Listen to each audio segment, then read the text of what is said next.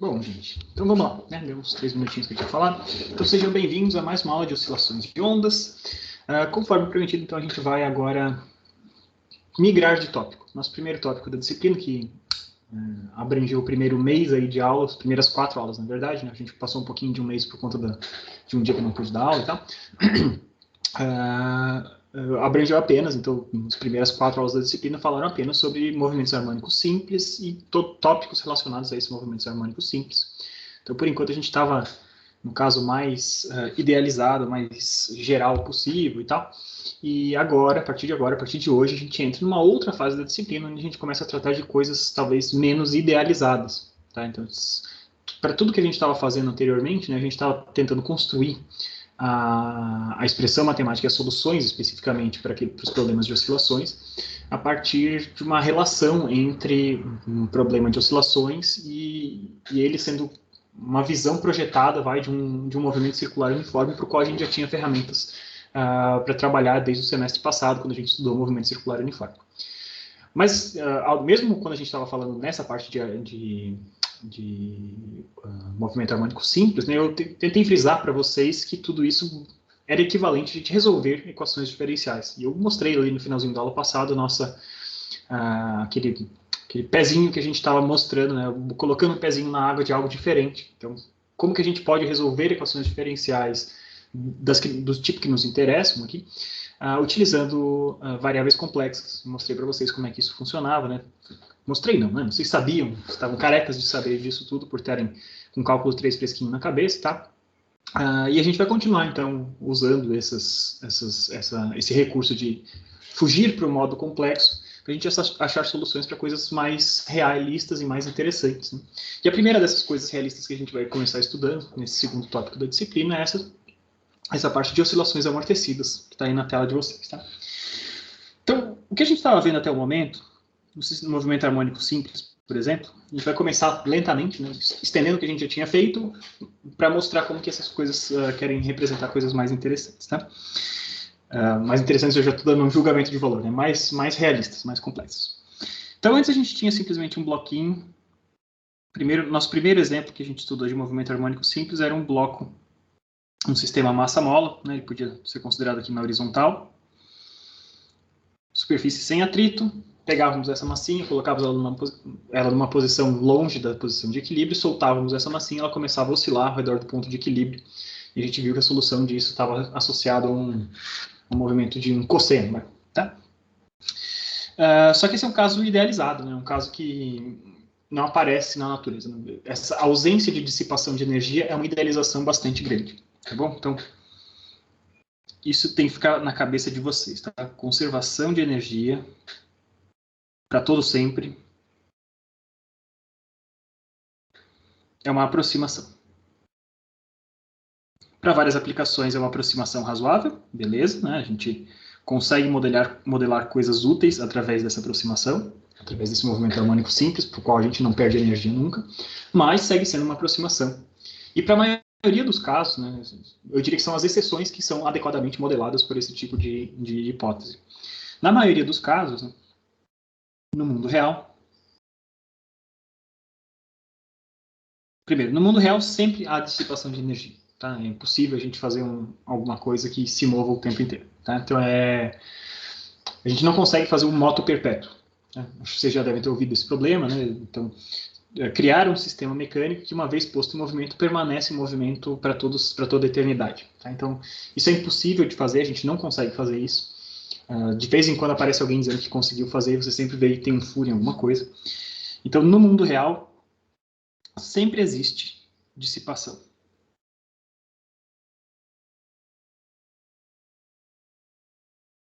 Então, a gente sempre vai perdendo energia. Por diversos motivos diferentes. Né? Então, esse bloquinho, por mais que a superfície ali entre a massa e o bloquinho ele tivesse um atrito zero, o que já é algo impossível, né? Esse bloquinho ele não é alguma coisa que tem um formato de um ponto, ele tem alguma dimensão maior, né? Ele tem dimensões finitas.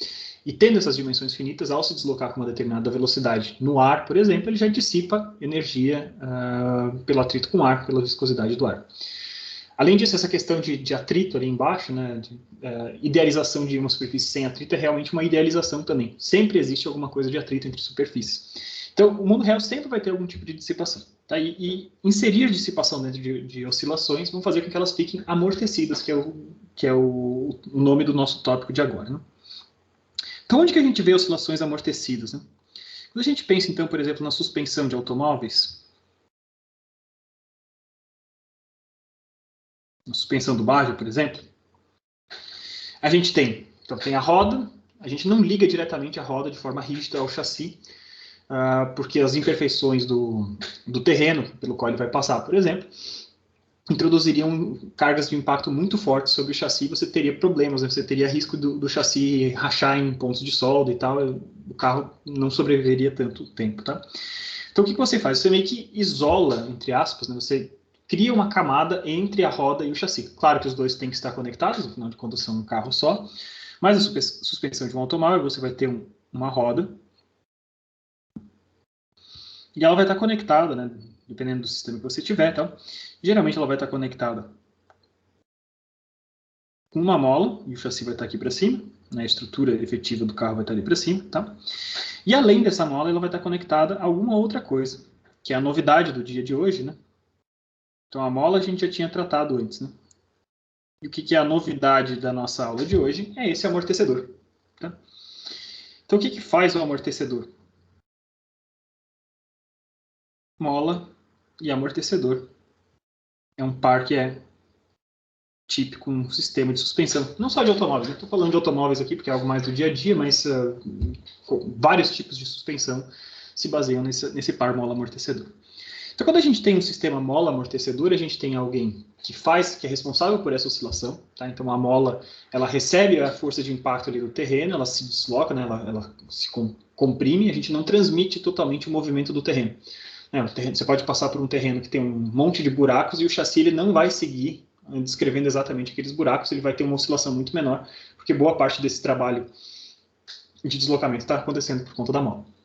Só que a gente também não quer que a mola trabalhe sozinha, porque se eu tivesse apenas uma mola sozinha, o que ia acontecer? A gente ia passar por uma pedra, por exemplo, o chassi no primeiro momento não ia mexer, mas a mola ia comprimir, lá pelas tantas ela ia transferir energia para esse carro, e lá pelas tantas estava, mesmo que o terreno tivesse voltado a ser plano, né, a gente passou por uma pedra, depois o chassi ia ficar oscilando para cima e para baixo, infinitamente, se a gente levasse em conta a consideração de preservação de energia. Então a gente precisa fazer com que essas oscilações morram, essas oscilações sumam ao longo do tempo, e o amortecedor tem esse formato.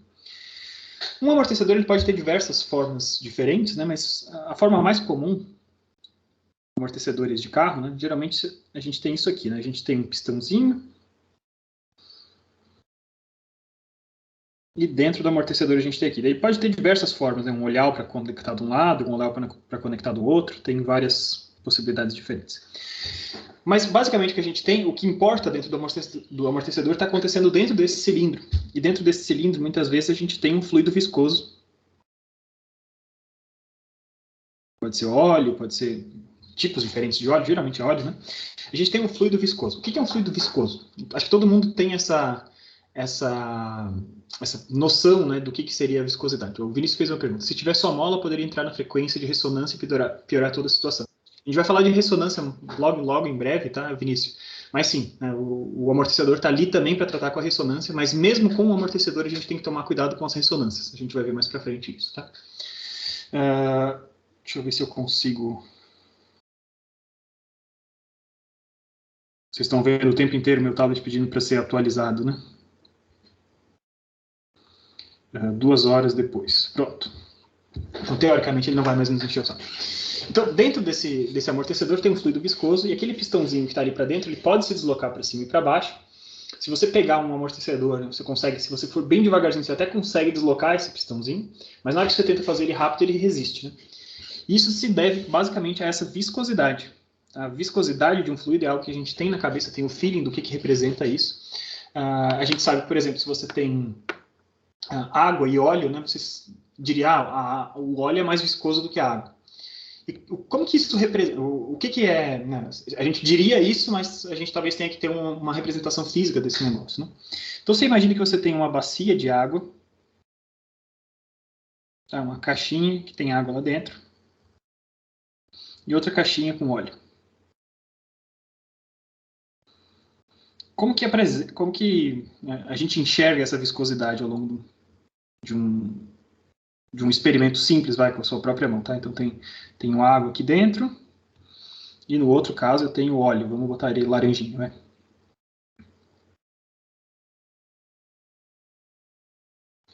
Então, se você põe a mão dentro de uma bacia de água, né, e você tenta deslocar rapidamente a mão para o lado, imagina botar a mão dentro de uma piscina e você fazer força para o lado, você vai conseguir deslocar a sua mão, mas vai ter que fazer uma certa quantidade de força. Se essa piscina tivesse cheia de óleo, você teria que fazer muito mais força para fazer o mesmo deslocamento para o lado, por conta da viscosidade. Né?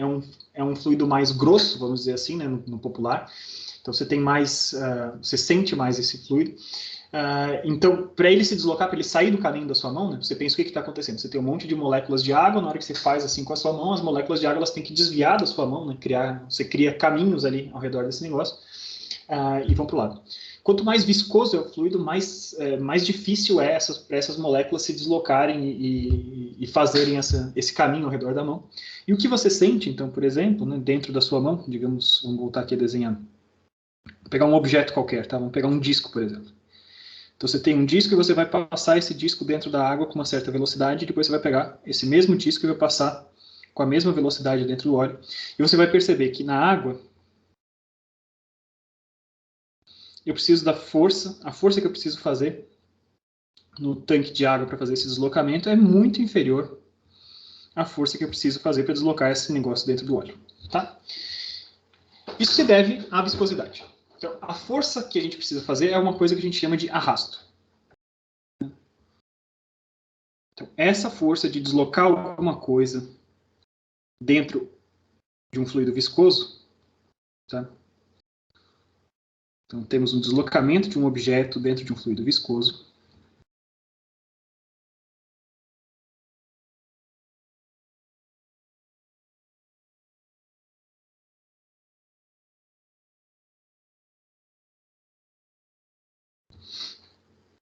Gera uma força que se opõe ao movimento.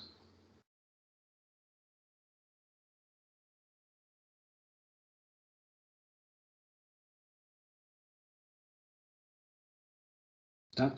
Então ela se opõe sempre ao movimento. Então se a sua velocidade estiver para um lado, a força está sempre impedindo esse cara. É como se fosse um atrito, né? O atrito do ar leva em conta o atrito com as moléculas de ar, o que a gente está levando em conta, na verdade, é o arrasto. Tá? Então o deslocamento de um objeto leva uma força que gera uma força que se opõe ao movimento. E a força é proporcional à viscosidade.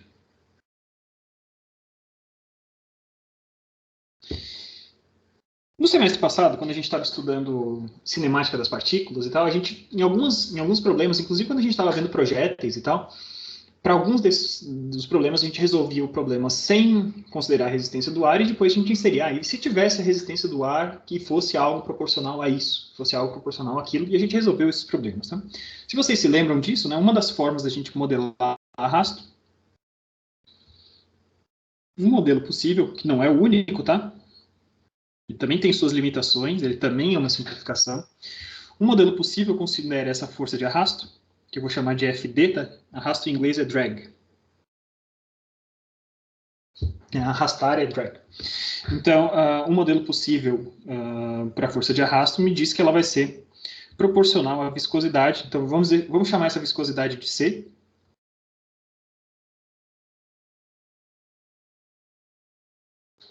Na verdade, eu não vou nem chamar de viscosidade, vou chamar de amortecimento mesmo, tá? Se vocês não se incomodam aqui. E a gente já faz o link para não ter que ficar sempre falando de amortecedores viscosos, tá? A gente está falando de amortecimento. A gente tem um coeficiente de amortecimento que multiplica a velocidade. Tá bom? Então, a velocidade do fluido, quanto maior for a velocidade, se eu dobro a velocidade, eu estou dobrando a força de arrasto que aparece. Por isso que eu digo que é um modelo apenas, tá? Se você for fazer experimentos como com a força de resistência do ar, por exemplo, você vai ver que não é exatamente isso. Né? Tem alguns... voltem nos problemas do semestre passado, vocês verão, né? A gente tem propostas diferentes. Mas enfim, vamos pegar esse modelo, onde a gente pode dizer que a força de arrasto de alguma coisa é proporcional à velocidade. Tá? Muito bem, então eu estou falando para vocês apenas sobre formas, uma forma de dissipação de energia que é o arrasto. Tá? Então isso aqui, né, não sei se tinha ficado clara essa conexão. Quando eu tenho arrasto, eu tenho dissipação de energia.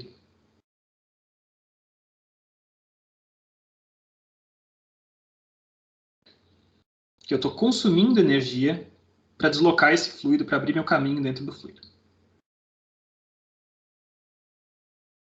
Tá bom? Muito bem. Então, digamos que eu queira que no mundo real eu não possa mais considerar ali o meu sisteminha massa-mola como se não tivesse amortecimento. Eu tenho algum tipo de amortecimento. Tá? Então, vamos imaginar que eu tenha um exemplinho de uma massa-mola. Está na horizontal, mesma coisa de antes. A gente até pode considerar esse sisteminha aqui como se não tivesse atrito aqui embaixo, tá? Mas eu tenho a minha massinha agora, minha constante de mola K, e a essa massa eu vou conectar. Imagina que eu tivesse tipo um paraquedas estático, vai? Tá? Então vamos dizer que a resistência agora é a resistência do ar, tá? Então eu tenho aqui um paraquedinha que ele pode inflar para os dois lados. Tudo bem por aí? Tranquilo? É uma idealização inicial, só para a gente começar a falar a respeito desses negócios. Então eu tenho esse carinha agora.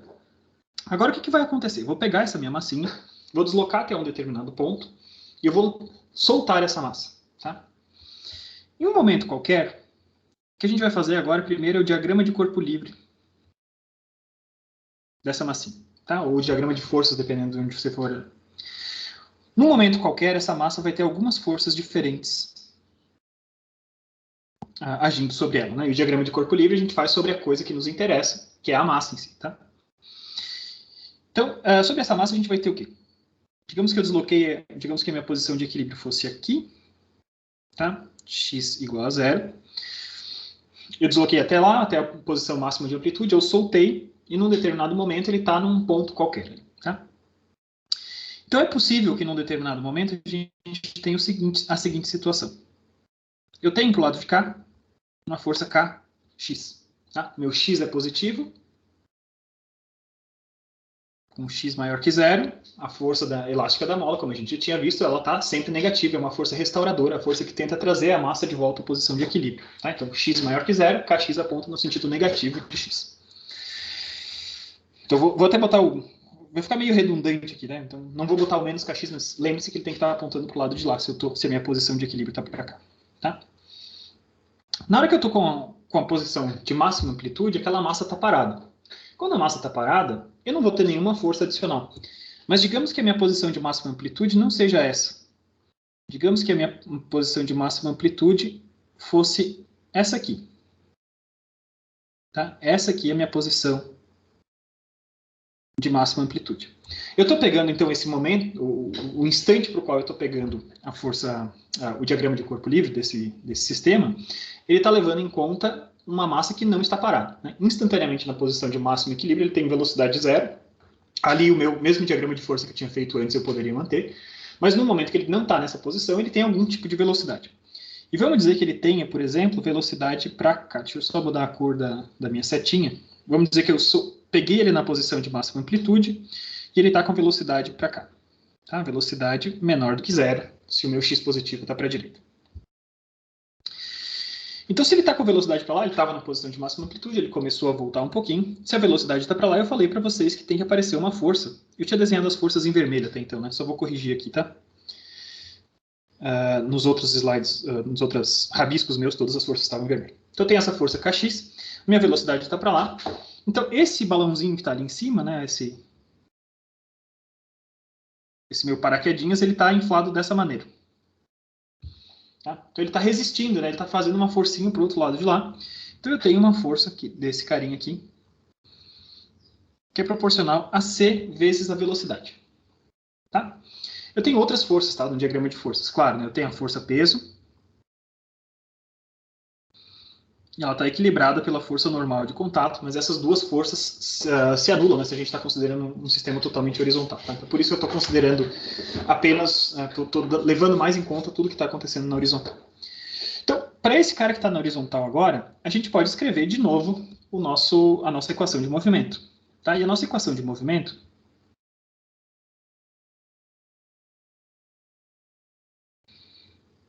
agora ela tem um termo novo. Tá? Então, o que nos diz a equação de movimento? A equação de movimento é a segunda lei de Newton. Né? A segunda lei de Newton nos diz que a força resultante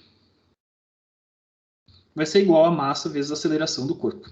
Tá? Força é vetor, aceleração é vetor, tudo. Aqui, como a gente está tudo em x, eu vou até deixar um pouquinho de lado esse negócio de vetor por enquanto, tá? Mas depois pode ser que a gente volte a fazer outros exemplos onde a gente adote certinho a notação de vetor para a gente ver quais são os impactos sobre isso. Tá? Então, eu tenho a força resultante, vai ser a massa vezes a aceleração. E quem que é a força resultante? Eu estou falando apenas na aceleração, na direção de x, né? Estou considerando que o peso e a força normal se equilibram. Então, quem pode estar em desequilíbrio vai ser apenas o cara que está na direção de x. Tá? E quem está na direção de x, esse camaradinho aqui? A gente tem, então, menos kx, nessa situação que a gente tem ali, e menos c vezes a velocidade. Por que menos, né? A velocidade aqui, do jeito que eu estava desenhando, a velocidade está negativa e o c vezes v está apontando no positivo. Então, se eu escrevo menos c vezes v, esse menos já dá conta de garantir que esse cv está apontando para o lado certo. E por que isso é importante? Imagina que eu estivesse nessa mesma posição, mas quase um período para frente, tá? Quando essa massa estivesse voltando em direção aqui da posição de máxima amplitude. Nessa situação, a velocidade estaria apontando para a direita, seria uma velocidade positiva, e CV estaria apontando para a esquerda. Então, se eu ponho menos CV já está apontando sempre para o lado certo, tá? Com relação à velocidade naquele determinado ponto. Então, a gente tem isso, e esse cara aqui vai ser igual a massa vezes a aceleração daquele ponto. Tá? Perceba que é uma oscilação que a gente chama de oscilação livre. A gente está botando um sistema numa determinada posição, vai soltando e vai deixar o sistema inteiro definir qual é a posição e qual é o movimento desse camarada. Então, eu vou substituir agora, vamos utilizar aquela notação de x ponto. Né? Como tudo está em x, eu posso escrever o quê? Eu posso escrever menos k vezes x, menos c vezes x ponto, é igual a massa vezes x, dois pontos. Tá? Então, é aquela notação do ponto, para cada ponto é uma derivada temporal. E agora a gente vai juntar tudo para o mesmo lado. Primeiro a gente vai dividir todo mundo por m. Em seguida a gente vai jogar todo mundo para o mesmo lado. E a gente chega então numa forma da nossa equação. A nossa equação diferencial que a gente vai precisar resolver para um sistema com amortecimento vai ter geralmente essa k. Tá? Então eu tenho x dois pontos mais c dividido por m vezes x ponto mais k dividido por m vezes x. Isso aqui é igual a zero. Essa é a forma geral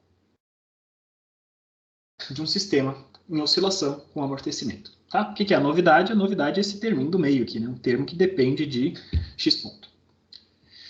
Como a gente já tinha feito antes, a gente vai definir umas coisinhas interessantes. Tá? Nesse carinha aqui, a gente vai definir ômega zero ao quadrado como k dividido por m. Isso é a frequência natural, não posso falar de frequência natural. Tá? Isso é a frequência de oscilação do movimento circular uniforme correspondente ao sistema sem amortecimento. Lembre-se disso, né? Ômega zero era a raiz de k sobre m, então na hora que eu jogava ali k sobre m, aparecia ômega zero ao quadrado naquela posição. E além disso, eu vou adotar uma notação... Eu posso passar depois para vocês o livro, é um livro que está de graça na internet, tá? Vou utilizar para essa parte específica, para uma boa parte do que eu vou falar de agora em diante, vou utilizar esse livro, eu passo para vocês. Eu vou chamar de gama, tá? Essa raiz entre C e M. Tá bom? Então, gama é uma medida de quanto de amortecimento que eu tenho no meu sistema. Certo? Muito bem. Então, ao fazer isso, a minha equação toma a forma de x ponto ponto mais gama, x ponto, mais ômega zero ao quadrado vezes x igual a zero. E essa é a equação que a gente tem que resolver.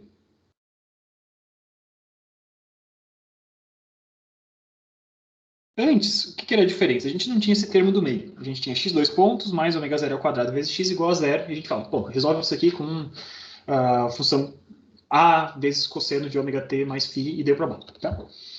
Mas isso tinha chegado nessa... A gente tinha trabalhado isso meio que como um dado. Né? Se existe para um movimento circular uniforme os dois uma projeção sobre a outra, toca ali pau. Agora a gente vai fazer o caminho correto, o caminho completo, o caminho que a gente deveria fazer sempre que a gente falasse desse tipo de coisa.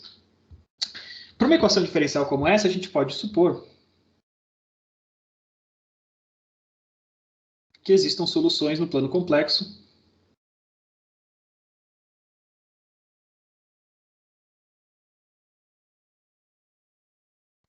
Então, no lugar de x, eu vou trocar por z, né, onde z é um número complexo.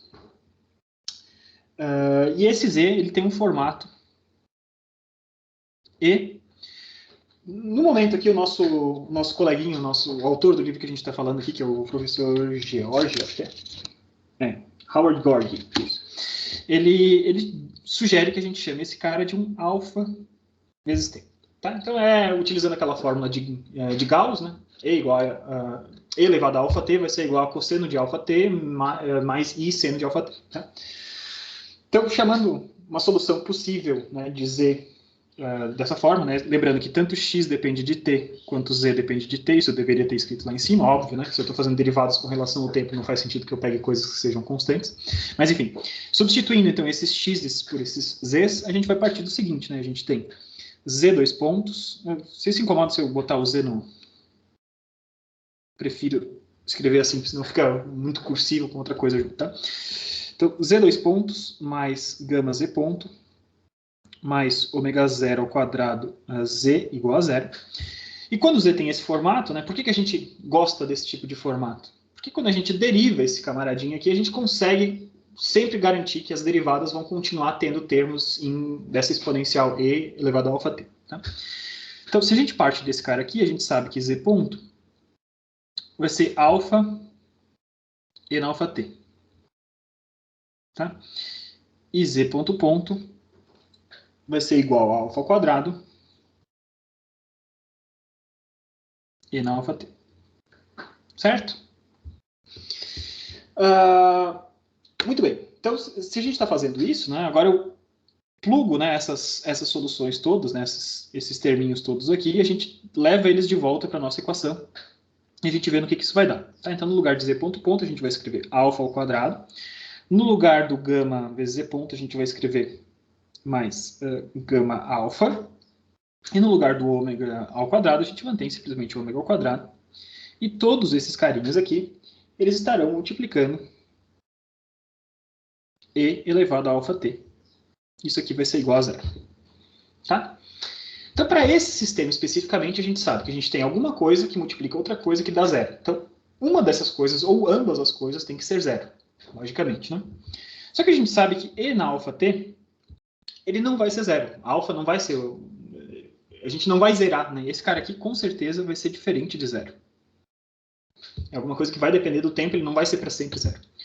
Então, para essa equação ser válida, logicamente, a nossa condição manda que esse camaradinho aqui tenha que ser igual a zero. Tá? E para esse camaradinho ser igual a zero, então é isso que a gente está trabalhando agora. Tá? Alfa ao quadrado, mais gama vezes alfa, mais ômega zero ao quadrado, igual a zero.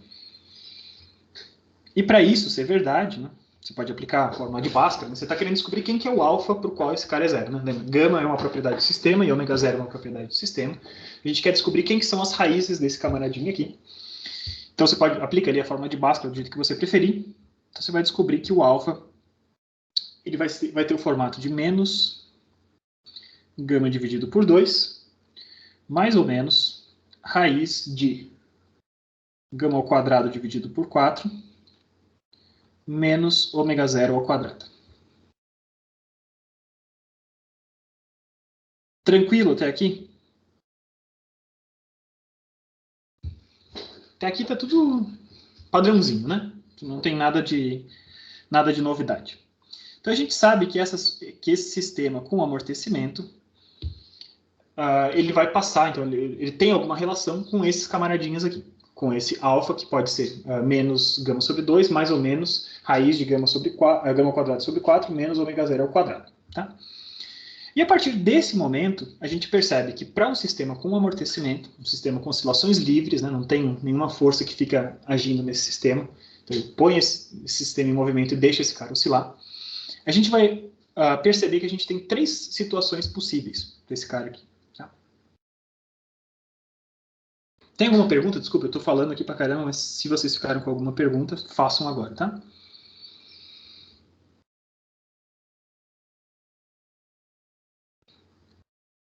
Se nós temos 3 situações possíveis, vamos descrever quem que são elas, tá? A primeira situação possível é a seguinte.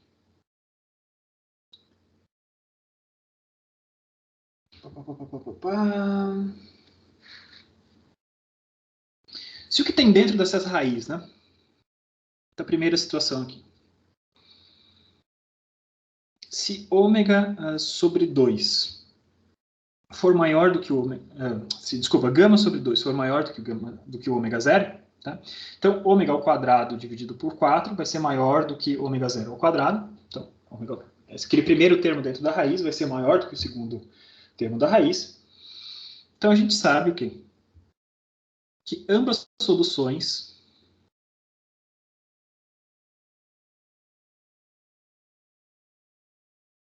são reais, tá? E negativas.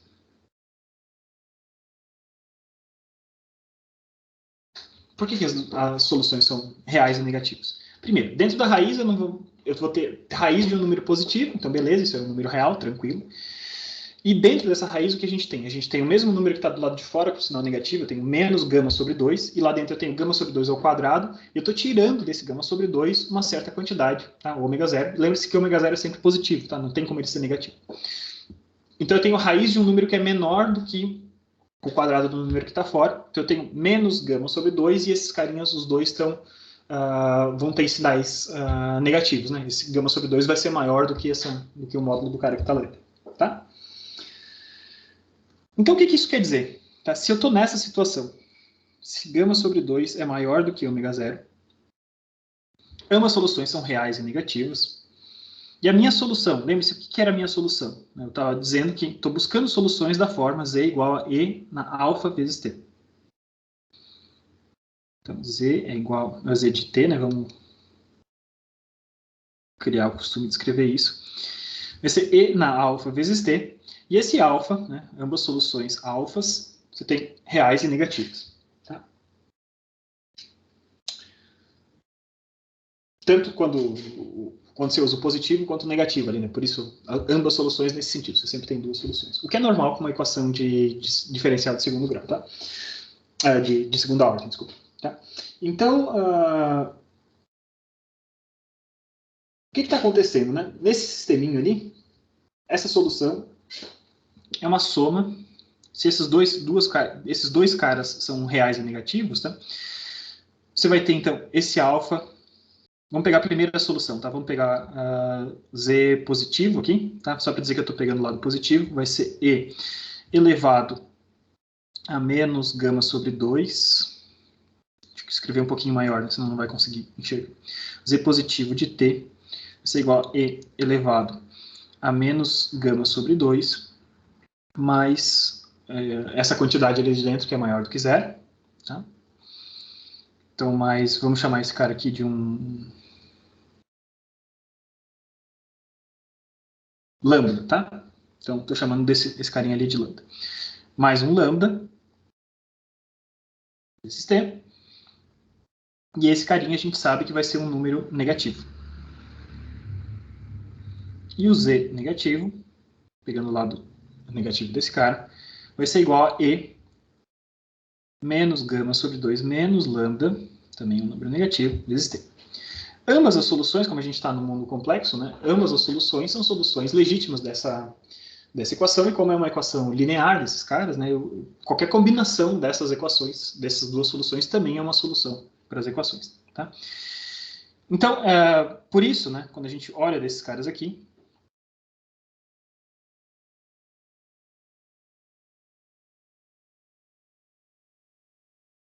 qualquer combinação de z mais e z menos segue sendo uma solução.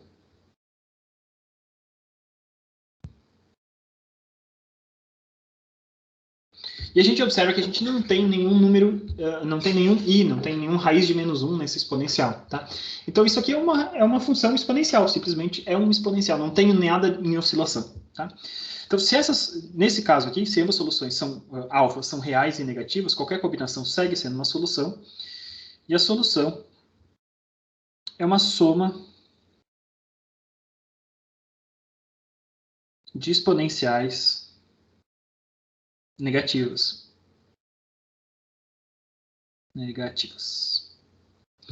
Essas exponenciais negativas, então, são curvas que vão decaindo em direção a zero no infinito, tá? Então, essa situação aqui, o que aconteceu quando eu tive essa primeira situação, né? Quando gama sobre 2 é maior do que ômega zero, a gente tem, então, que o amortecimento do sistema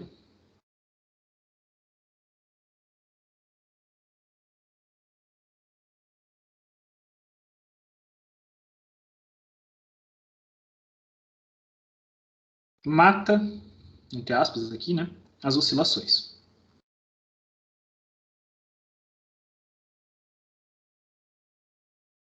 A gente não tem um i no exponencial, que era a origem daquele cosseno que aparecia ali da gente, tá?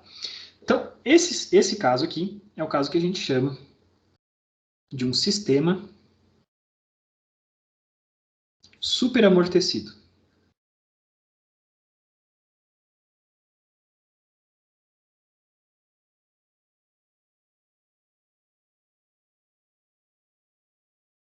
Essa é a primeira situação de um sistema que tem amortecimento.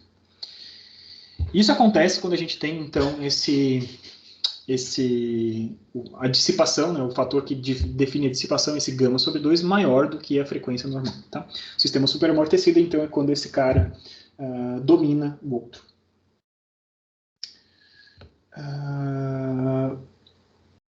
Muito bem, então que cara que tem, né? O que acontece? Então, se a gente não tem mais oscilações, o que acontece com um sistema como esse?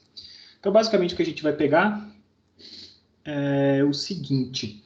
Digamos que a gente tenha uma... Eu pego um exemplo, eu ponho uma determinada amplitude, tá? Pego o meu sisteminha lá, massa, mola e amortecedor. Eu ponho uma determinada amplitude, aqui está o tempo. E com essa determinada amplitude eu vou largar esse sistema simplesmente. Né? Levei até ele uma posição e vou soltar ele. Digamos que o x aqui, né? O x é o que está do lado de cá.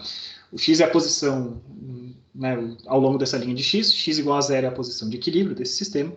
Se eu larguei ele a partir da posição de amplitude, a gente vai ter um comportamento como esse. Tá? Então eu tenho uma exponencial que está caindo ali em direção a zero e tal.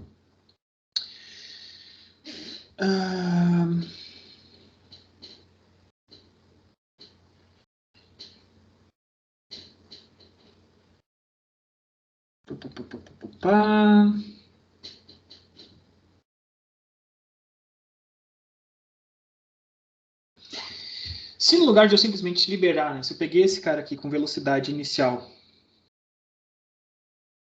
igual a zero, então botei ele numa determinada posição, a mola está puxando, mas o amortecimento vai matar qualquer oscilação, então ele vai tender assintoticamente a posição de equilíbrio ao longo do caminho. Tá?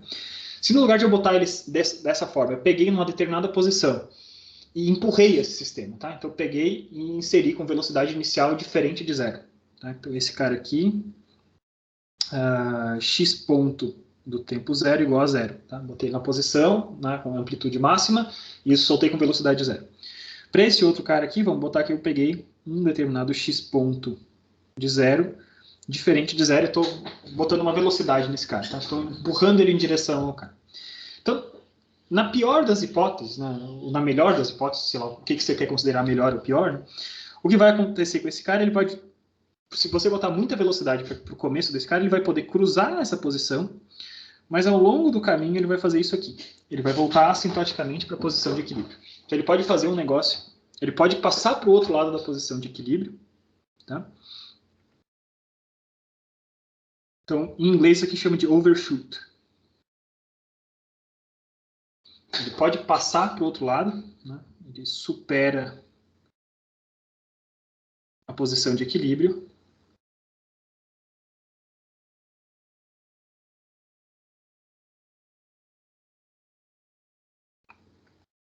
mas uma vez que ele supere a posição de equilíbrio, ele vai voltar assintoticamente a essa posição de equilíbrio. Então, vocês observem que não existe oscilação.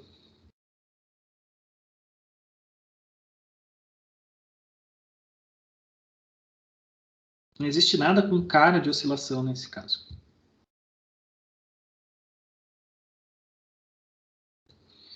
Tá bom? Então, esse é o nosso primeiro caso de um sistema superamortecido. Isso acontece quando esse fatorzinho gama sobre 2 é maior do que ômega zero. Tá bom? Continuando, onde é que a gente está? A gente está nessa equaçãozinha aqui para alfa, né? Esses são os alfas para os quais a minha equação aqui vale zero. Qual que seria a outra situação? Seria a situação oposta, tá? Quando esse carinha é menor.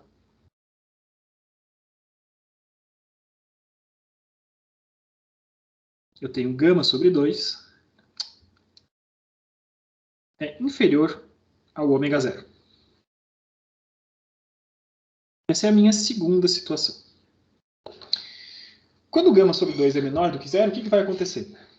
Vamos relembrar ali as minhas expressões, né? O alfa que eu estou procurando, ele vale menos gama sobre 2, mais ou menos, raiz de gama ao quadrado sobre 4, menos ômega zero ao quadrado. Então, esse camaradinho aqui dentro, nessa situação, isso aqui vai ser menor do que zero. Tá?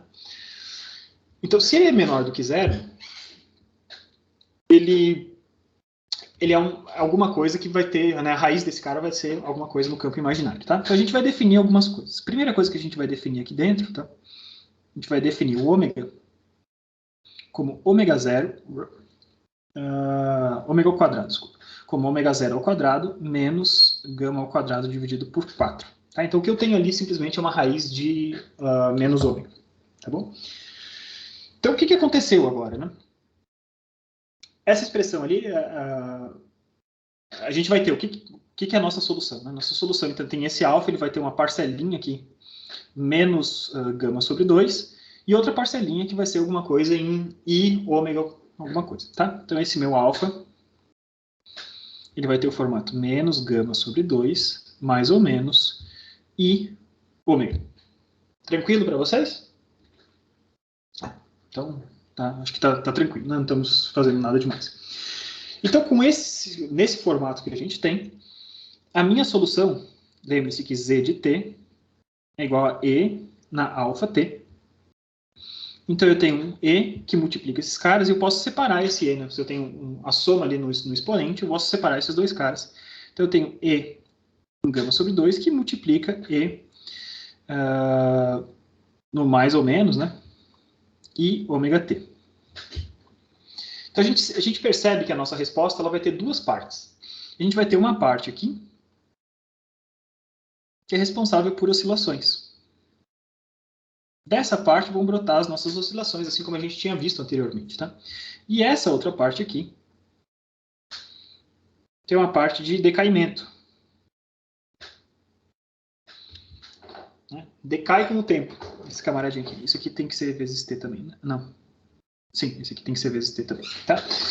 Então, esse terminho ali é um termo com exponencial negativo, alguma coisa negativa, e ali dentro eu tenho uma oscilação, e o produto desses dois caras é o resultado do meu sistema. Tá?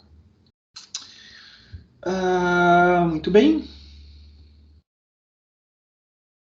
Então, quando a gente está utilizando soluções no plano complexo como esse, né, a representação dessas soluções, por que a gente faz isso? Né? A gente faz isso porque a minha equação diferencial é muito mais fácil de responder, achar soluções quando uma forma possível de solução pode ser essa solução complexa. Beleza, tá? A gente faz isso para resolver a nossa equação diferencial. Mas o que a gente observa no mundo, né, no nosso cotidiano, no nosso dia a dia? Isso aqui é alguma coisa que envolve algo do plano complexo, mas o que eu enxergo quando isso acontece? Então, o que a gente observa, basicamente, é a parte real dessa solução. Tá? Então, sempre que a gente tem isso, né,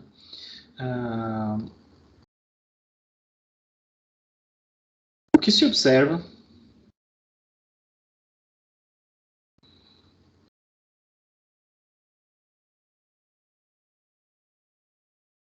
é a parte real da solução completa.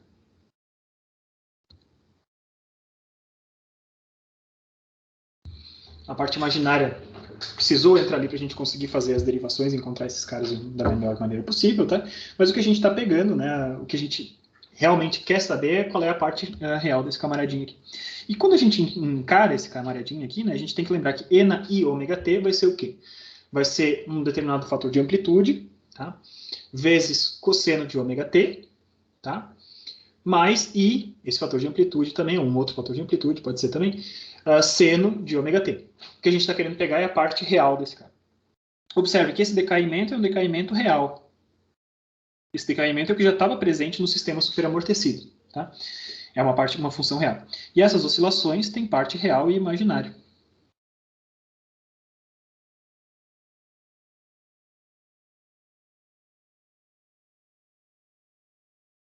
Então, o que a gente quer pegar, o que a gente está interessado em pegar é a parte real dessa solução. Tá? Na forma de Euler, lembra que esse cara aqui, essa expressão E na I ômega t, seria A cosseno de ômega t, mais I B vezes seno de ômega t. Tá? Então, o que eu estou querendo pegar é a parte real. Vamos utilizar uma canetinha aqui, parte real, e estou interessado nesse camaradinho aqui. Né? Então, a minha resposta, né, eu estou resolvendo agora com as variáveis z, que estão no plano complexo, mas eu quero saber o que eu observo no mundo real, o que é o x que eu observo no mundo real. É o que a gente tinha feito antes, né? Perceba que quando a gente fez a nossa solução em z, que potencialmente era alguma coisa complexa, tinha resultado alguma coisa de exponenciais negativas reais. Não tinha nada do plano complexo. Tá? Como estava tudo real, eu voltei para o x sem nenhum prejuízo. Desenhei x totalmente. Tá? Agora, nesse caso aqui, a gente tem a parte real, a parte imaginária. E a parte real, então, é o que a gente observa. Tá? Essa é a distinção entre z e o x. Tá? Acho que ficou bem claro. Né? Então, para x de t, a minha solução final vai ser o quê? Vai ser aquele a, que é a amplitude do meu sistema, que multiplica e na menos gama sobre 2 vezes t, que multiplica cosseno de ômega t menos φ. Aí esse φ é um ângulo de fase que vai ter a ver com quando que a gente considera aquele ponto igual a zero, tá bom? Então, essa é a solução para o meu sistema, no caso onde a gente tem o gama sobre 2 menor do que o ômega zero. Tá?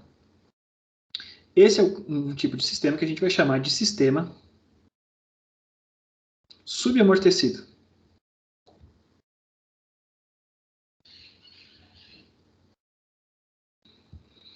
Porque é um sistema subamortecido que é um sistema que ele segue tendo oscilações. A partir do momento que a gente libera ele, né, a partir da condição inicial, a gente vai liberar esse cara aqui e ele vai encontrar o seu caminho, tá? Muito bem. Tá, muito bem. Então, o que a gente... dessa equação aqui, o que são coisas não determinadas, tá? A gente tem duas coisas que a gente precisa determinar a partir das condições iniciais, né? Voltando lá na parte de equações diferenciais de vocês. Essa é uma equação de segunda ordem, a gente tem duas coisas que vai ter que determinar a partir das condições iniciais. Esses dois caras aqui são as coisas que a gente vai determinar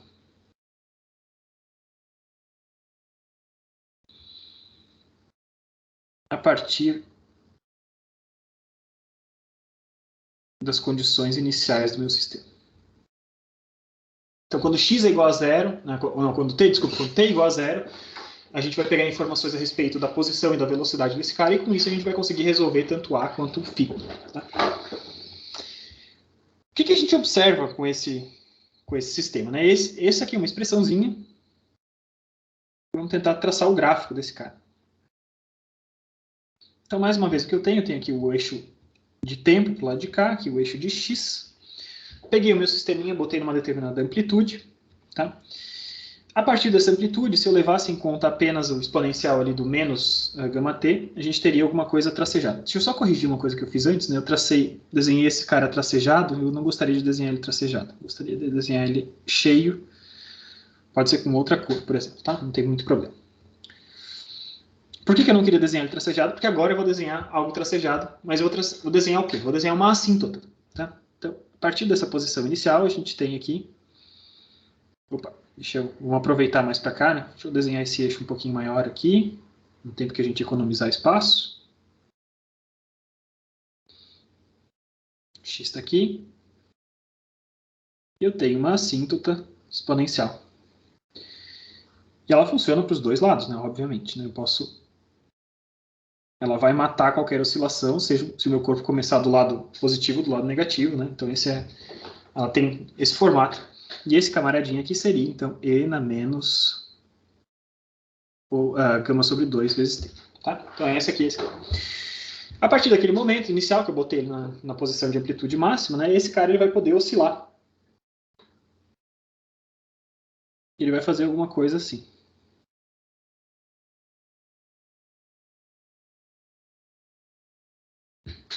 Então, essas oscilações, né, o que a gente está observando é a linha cheia, essa é a expressão de x de t que eu estava mostrando ali. Essa linha cheia, existem oscilações, ela passa várias vezes pela posição de equilíbrio, mas ele vai reduzindo esse cara, reduzindo a amplitude ao longo do tempo. Tá?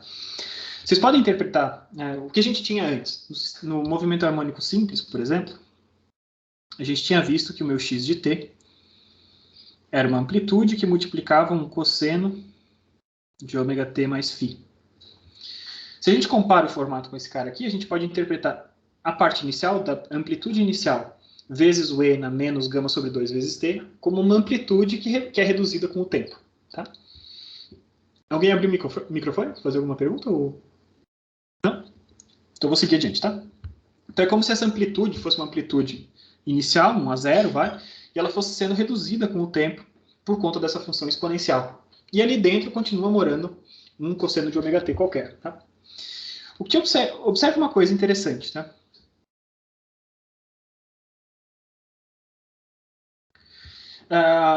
O cosseno de ômega t, o ômega, quem que era o ômega que a gente definiu? O ômega a gente definiu como ômega 0 ao quadrado menos gama ao quadrado dividido por 4.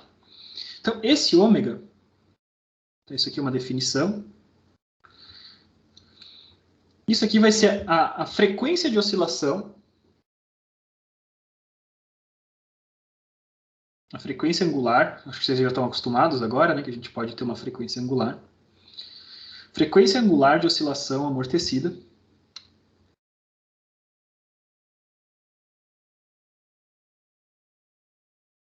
Então, a gente segue tendo um cosseno de ômega t, só que antes a gente tinha cosseno de ômega 0t no movimento harmônico simples, agora a gente tem cosseno de ômega t.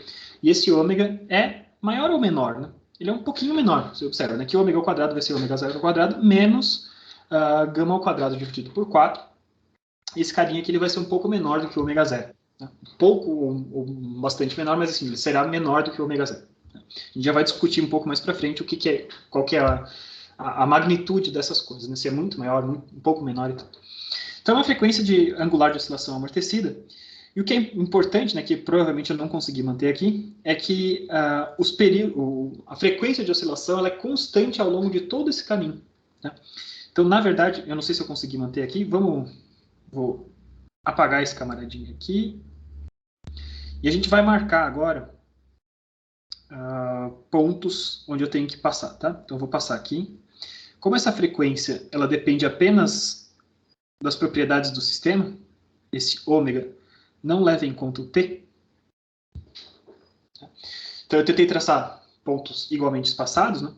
E a gente sempre tem que passar então pelo zero, né? O espaçamento entre os pontos onde a gente passa pelo zero tem que ser sempre o mesmo. Então a gente vai passar aqui.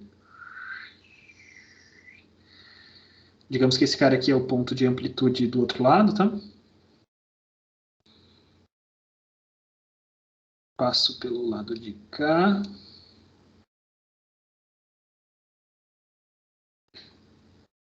Passo por aqui. Passo por ali. Passo por lá. E assim por diante. Deu para entender? A frequência é constante.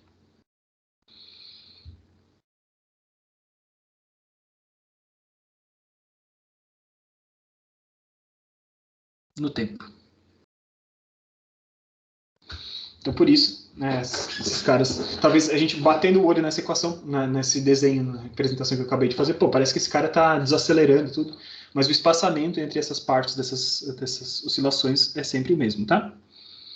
Vou pegar aqui, ficou meio feinho aqui essa partezinha. Acho que agora melhorou, né? Pois bem, então essa é a cara de um sistema que tem amortecimento, mas não tem amortecimento tão grande assim, tá?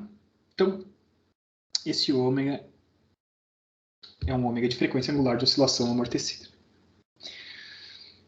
Quando a gente está no plano... Depois eu vou fazer uma comparação olhando para o plano complexo, tá? Por enquanto, vamos só manter desse jeito, tá? Esse é o meu cosseno de ômega t com amplitude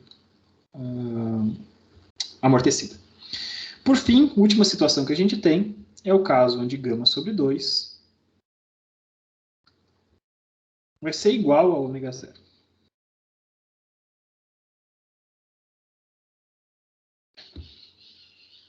Tá? Então a gente vai voltar ali, né? O que era a minha solução? Eu tinha alfa, vamos escrever de novo aqui, né? Tinha alfa era igual a menos γ sobre 2, mais ou menos raiz de γ sobre γ ao quadrado sobre 4, aqui tá certo? Menos ômega zero ao quadrado.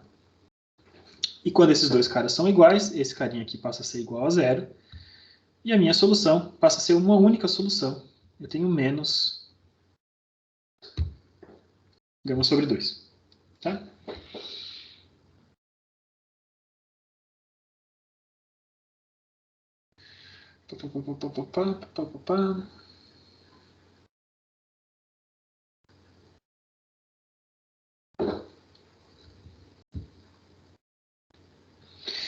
Então, essa aqui vai nos dar uma das soluções possíveis, né? Você percebe que a gente tinha um mais e um menos, e teoricamente, como a gente tinha uma equação de segunda ordem, a gente precisava de duas soluções para esse cara, né?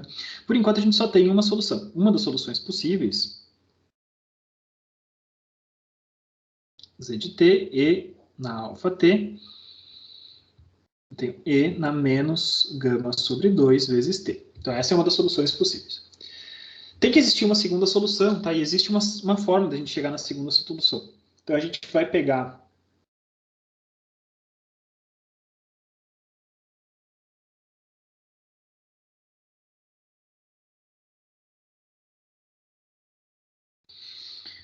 afinal de contas, a gente tem uma equação diferencial de segunda ordem. Então, como que a gente chega na segunda solução? A gente vai pegar o caso subamortecido.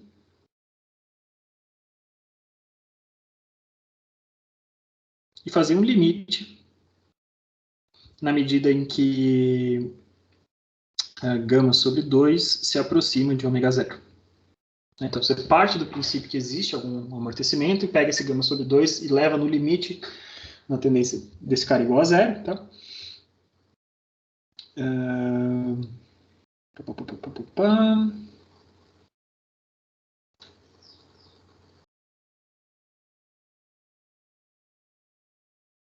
E na hora que a gente faz esse limite, né, quando esses carinhas estão tendendo igual a zero, a tela do tablet não está me respondendo no momento. Agora foi. Quando esse cara está no limite igual a zero, eu não vou fazer aqui a conta inteira, tá? A gente tem uma segunda solução que nos leva ao seguinte caso. T vezes E na menos γ sobre 2.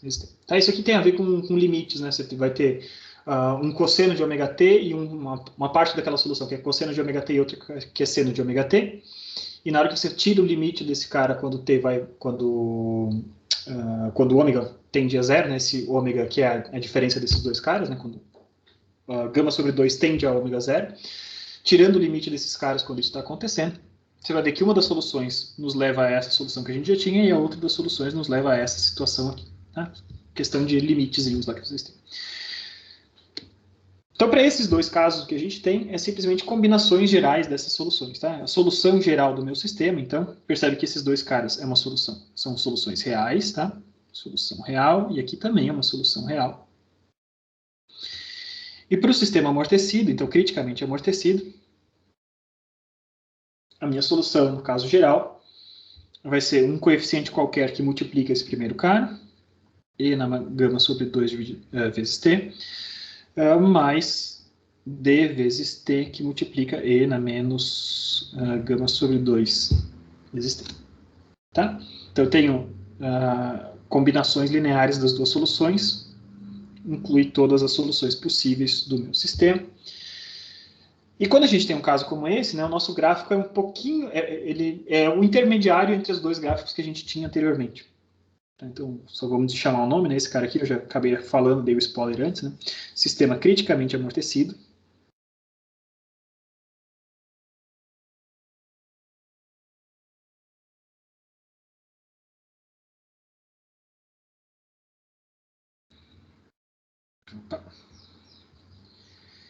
Em um sistema criticamente amortecido, o que a gente observa, né? Não tem nada que esteja no plano complexo, mais uma vez. O que a gente observa é o seguinte.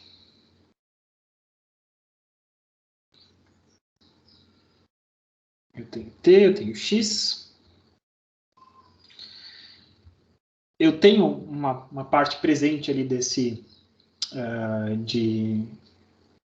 simplesmente desse exponencial com decaimento, menos gama sobre 2 vezes T, que é aquele exponencial que eu já desenhei 2 vezes, e T vezes esse outro cara, dá alguma coisa assim, né?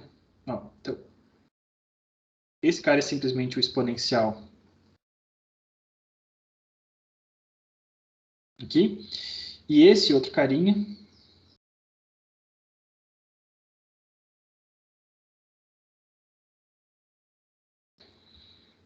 é T vezes T na menos gama sobre 2 vezes T.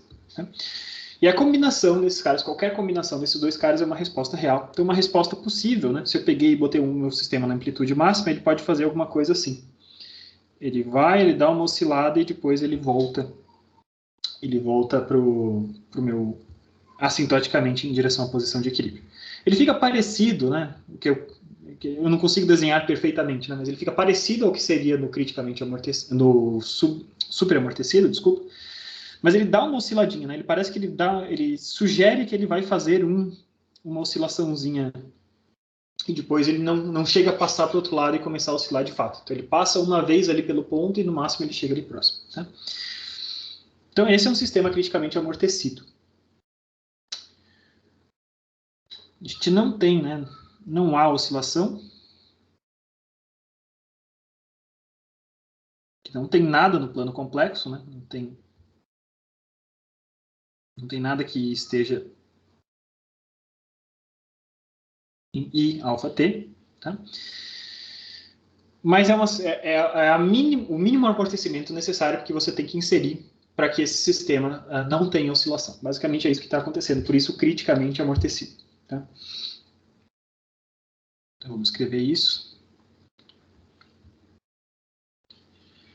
O mínimo amortecimento necessário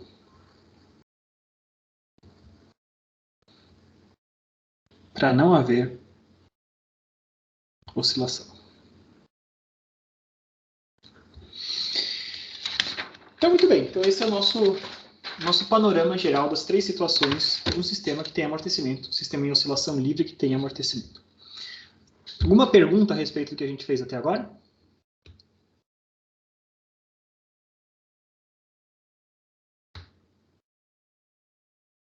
Tranquilo?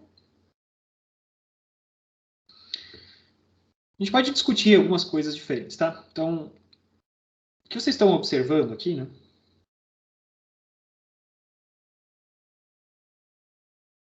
A gente pode pensar em exemplos para esses casos, né, primeiramente. Né? Então, o que conta para a gente, em última instância, né, o que é importante para a gente aqui, é a relação entre o amortecimento e a frequência natural ali de oscilação livre desse sistema, tá? E o ômega zero. Tá? E a relação entre esses dois caras muitas vezes é dada por um fator Q. Tá? Eu não sei se em português chama de qualidade, mas em inglês eles chamam de qualidade mesmo. E esse fator de qualidade, ele está definido da seguinte forma. Quanto mais qualidade tem o meu sistema, mais ele está próximo de um sistema de oscilação sem amortecimento. Tá? Então, ele tem que ser ômega zero dividido pelo gama sobre 2, né? Isso. Não, tá certo. Né? Quanto maior for esse número, maior qualidade tem o meu sistema. Então, ômega zero é uma constante.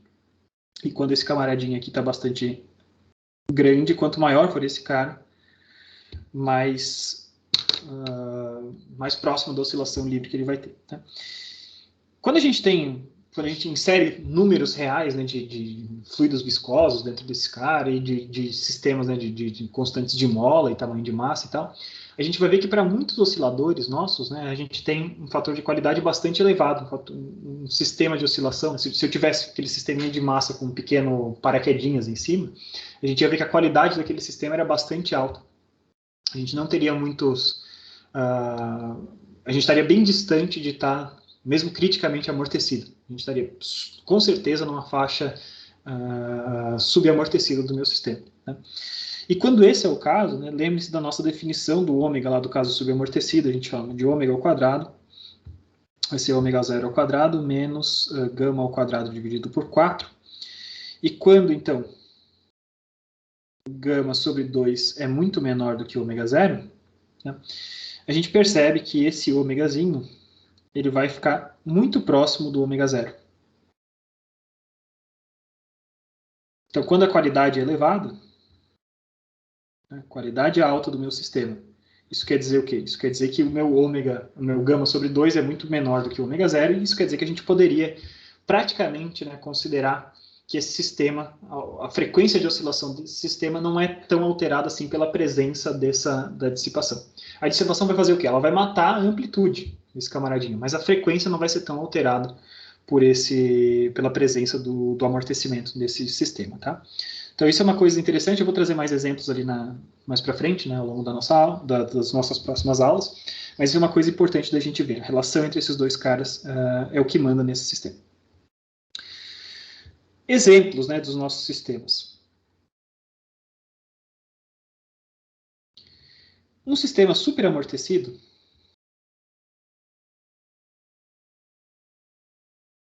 isso está clássico, né, em qualquer livro, eu acho, de oscilações de ondas, né, eles vão dar para a gente um exemplo de um sistema superamortecido, que é aqueles amortecedores de fechamento de porta. Tá? Então você tem uma porta num estabelecimento comercial, por exemplo, você abre essa porta, tem uma mola que puxa ela para fazer o fechamento automático, né? Mas a gente não quer que essa porta dê com tudo contra o batente, né? Se a gente pegar simplesmente uma mola, o que ia acontecer? A gente ia abrir essa mola e ia dar uma porrada contra o amortecimento, que ele ia chegar na posição de equilíbrio, né? Quando o teta ali da porta fosse igual a zero, ele ia chegar com velocidade máxima, ele ia dar uma porrada ali dentro e ia dar uma barulheira. Então, para isso não acontecer, o que é feito? Ele é inserido no sistema de molas na parte de cima da porta, mas junto com um amortecedor, e escolhe-se o tamanho do amortecimento desse amortecedor para que o sistema seja superamortecido. Então, sistema de fechamento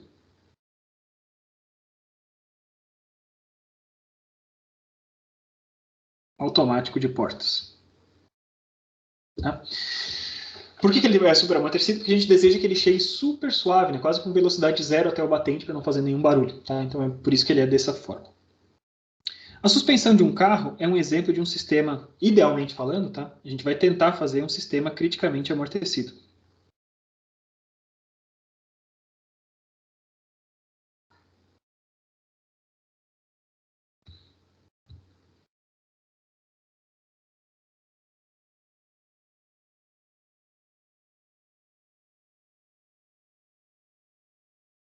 Então a gente gostaria, né? Imagina, passei por um buraco, né? Não quero que meu carro fique oscilando até ele morrer. Eu quero que passei pelo buraco, beleza, o negócio vai, ele vai voltar a ficar estável o mais rápido possível. Então eu não quero ter oscilações, mas eu quero fazer isso com o mínimo de dissipação possível. Por que eu não vou para o superamortecido para um carro?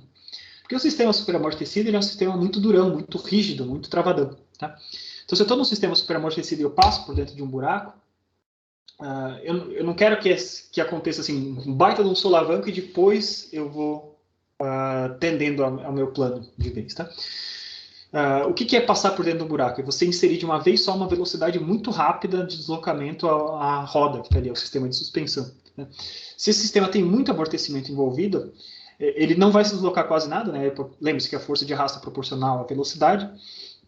Passei por dentro de um buraco, a força que é transmitida para o chassi imediatamente no momento que você passou por dentro do buraco é muito forte. Então esse carro vai fazer o quê? Ele vai dar um tranco gigante. Você passou por cima, dentro do buraco, numa pedra, vai dar um tranco enorme. E se ele está super amortecido, ele vai dar o tranco e depois ele vai voltar. Eu não quero que isso aconteça, né? Eu quero que seja, que sim, a gente não tenha oscilações, mas eu quero ter um pequeno joguinho, né? Se eu tenho uma grande velocidade, eu quero, tudo bem, eu passo um pouquinho do ponto, mas depois eu tendo a voltar para esse carinho, tá? E o sistema subamortecido, que acho que é o mais comum, tá? Subamortecido. A gente pode dizer que qualquer sistema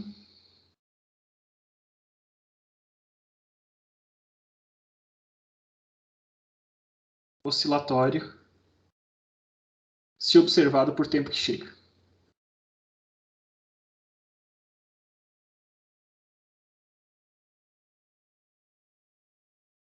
Tempo suficiente. Então a gente pega, por exemplo, um pêndulo, né? Um pêndulo a gente utiliza, inclusive, nos relógios antigos, o relógio Cuco e tal, a gente põe um pêndulo e deixa esse cara oscilar, né? Então, por um tempo relativamente curto, mas se eu fico observando aquele pêndulo, sei lá, durante 10 minutos, eu não vou perceber quase nada. Vou olhar para esse cara e ele vai estar exatamente a mesma amplitude que a gente tinha visto, ele está oscilando legal, tudo, né? A gente vai ter essa impressão observando. Mas se eu dou corda nesse relógio, né, e fico observando durante um dia, por exemplo, ao longo de um dia, provavelmente esse pêndulo a amplitude de oscilação desse pêndulo vai morrer, ela vai parar de oscilar e o relógio vai parar, né? Então, sempre tem um tipo de amortecimento envolvido, seja por conta de arrasto, seja por conta de atrito, né? Eu botei ali uma força proporcional à velocidade, porque é com isso que a gente consegue desenvolver as equações do jeito que eu mostrei para vocês aqui, tá? Mas qualquer fonte, qualquer força que apareça nesse cara, que se opõe ao movimento que ele, né, ele dissipe energia à medida que esse sistema se move, vai fazer com que esse sistema introduza amortecimento, e geralmente esse amortecimento é muito menor do que a frequência de oscilação observável ali nos primeiros segundos. Por isso, a maioria dos sistemas que a gente tem no nosso mundo são sistemas subamortecidos. Tá? A gente tem exemplos específicos e objetivos específicos para inserir sistemas superamortecidos e criticamente amortecidos, né, como eu mostrei para vocês, sistema de fechamento de porta, suspensão de carro. Mas a maioria dos sistemas oscilatórios, na verdade, se você observar por tempo que chega, você deveria considerar o amortecimento junto. Tá bom? Então, essa é a teoria, né? A partir do meu sisteminha, ali, do meu diagrama de forças, a gente inseriu essa força. Dentro do meu diagrama de forças, eu inseri uma forcinha de dissipação de energia, mas até agora, observem, até o momento,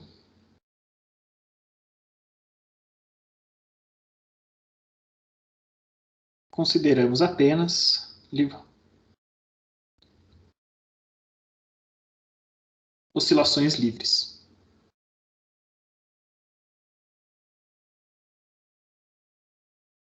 Tá? Então, eu ponho o meu sistema numa posição ou numa condição inicial e eu solto ele. Né? O sistema é liberado a partir de uma condição inicial.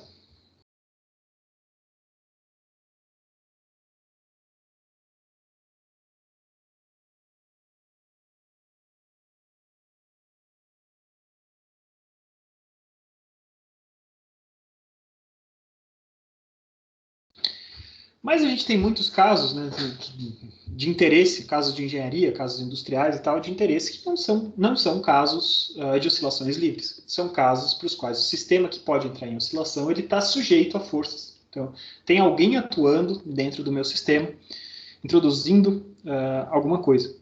Então, quando a gente sai desses casos, né, quando sai dos casos de oscilações livres, né, o que a gente está chamando é o caso de oscilações forçadas.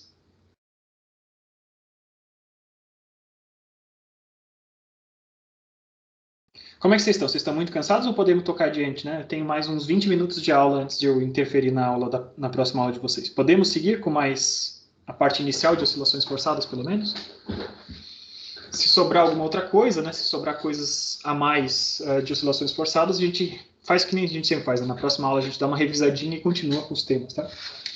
Então, oscilações forçadas. O que vai acontecer? Vamos começar já a falar sobre elas. Então, deixa eu puxar para cá. Onde é que está? Está aqui. Então, imagine que eu tenho meu sisteminha.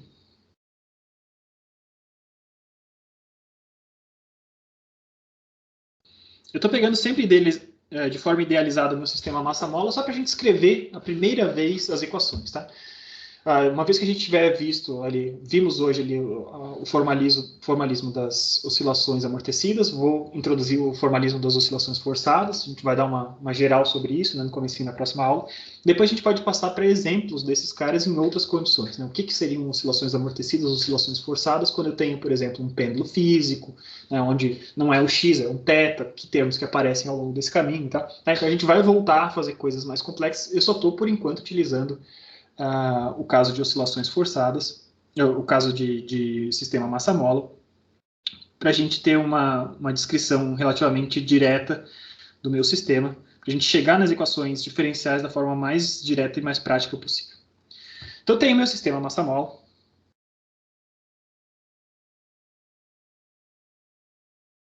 Massa, mola. Sigo tendo arrasto.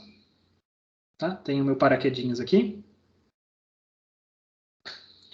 E além disso, agora, tá? Minha posição de equilíbrio está aqui, x igual a zero. E além disso, a minha novidade é que agora eu estou inserindo uma determinada força externa. Tá? Então, quando eu estou fazendo isso, eu volto, né, no meu sistema, o que a gente tinha pegado? A gente tinha pegado o diagrama de corpo livre, desenhado para a massinha num determinado instante. Tinha essa massa e a gente tinha. Se o meu x era maior do que zero, a gente tinha kx apontando para lá. Se a minha velocidade estava voltando, né, a gente tinha dito que aparecia uma força c vezes v. Tá? Vamos dizer que a velocidade estava para lá. Tinha a força da gravidade mg, equilibrada pela força normal. E agora a minha novidade é que aparece essa força externa. Tá? No caso geral, para a gente ter coisas legais para a gente trabalhar em termos das equações, tá? A gente vai supor o seguinte.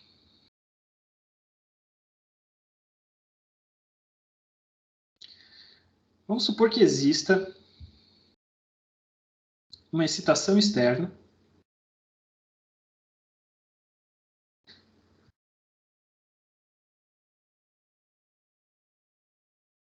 que eu vou chamar de E, força externa, tá? Que depende do tempo e é alguma coisa também com característica de oscilação. Tá? Vamos dizer que essa força externa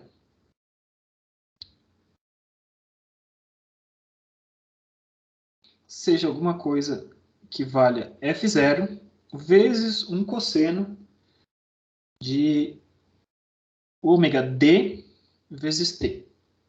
Tá bom? D é de driving, de excitação, né, da força que está ali dentro. Então, o que a gente está falando agora em oscilações forçadas é supor que a gente está introduzindo algo dessa forma. Poxa, professor, mas por que a gente está inserindo isso dessa forma? Bom, vocês são gente grande, né? Vocês podem intuir que isso dá coisas interessantes quando a gente está pensando nas formas, nas soluções das equações diferenciais. São coisas que a gente consegue fazer na mão, a gente não precisa recorrer a métodos numéricos para excitar esses caras. E são coisas que também não são tão absurdas assim, tá? Quando a gente tem excitações externas, se eu tenho a liberdade de brincar, entre aspas, com esse fator com o ômega D, tá?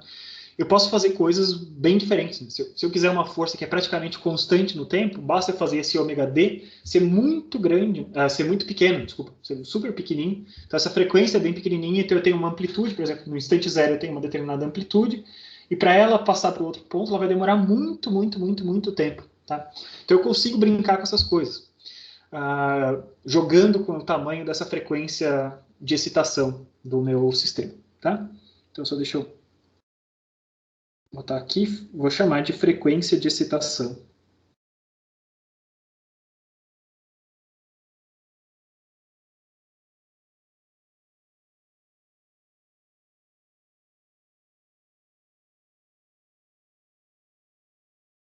Externa.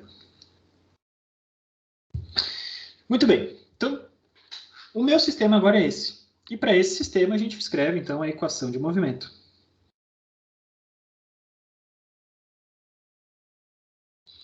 Minha equação de movimento agora me diz força resultante, massa vezes aceleração, Estou ainda tudo em x, né? Por simplificação, a gente está mantendo tudo em x.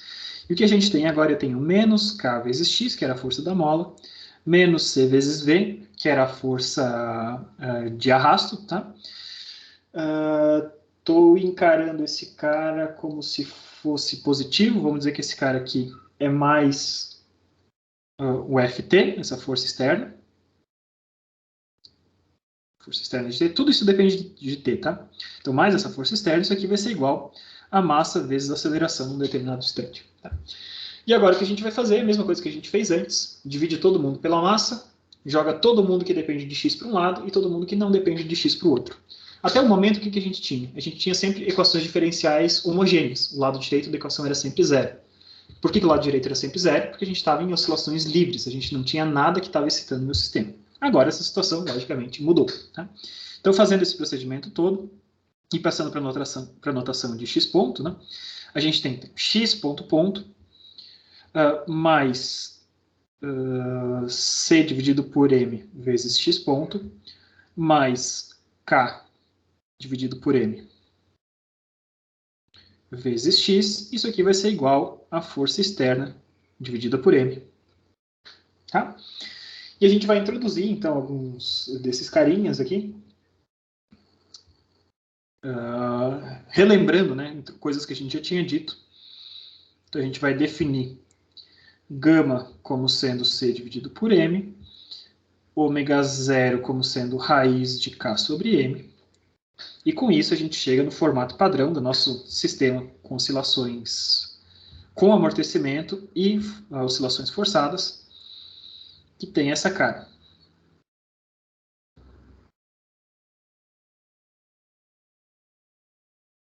Tranquilo? Meu procedimento é sempre esse, tá? Sempre que vocês forem descrever alguma coisa, vocês vão partir desse mesmo princípio. Faz o diagrama de forças, para um determinado momento inclui todas as forças que estão ali constantes, que estejam constando nesse corpo, e faz a somatória dessas forças, vai ser a massa vezes a aceleração, e você escreve a equação de movimento, tá?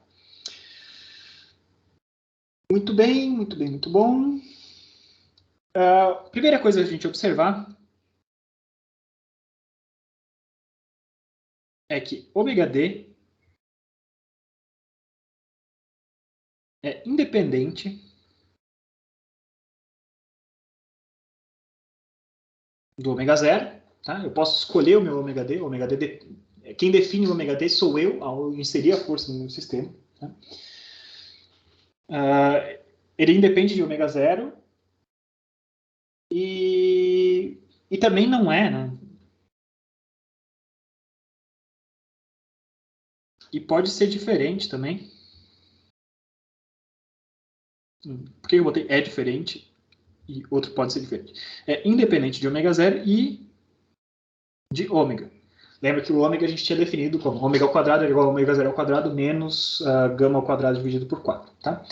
Então, ele não tem relação nenhuma, necessariamente, com a oscilação da mola sozinha sem amortecimento e não tem relação nenhuma com a oscilação do sistema, considerando mola mais amortecimento. Eu posso, inclusive, ser sacana com o meu sistema e eu posso botar qualquer frequência que eu quiser lá dentro. Uma frequência que talvez não tenha nada a ver com as frequências naturais daquele sistema. Tá bom?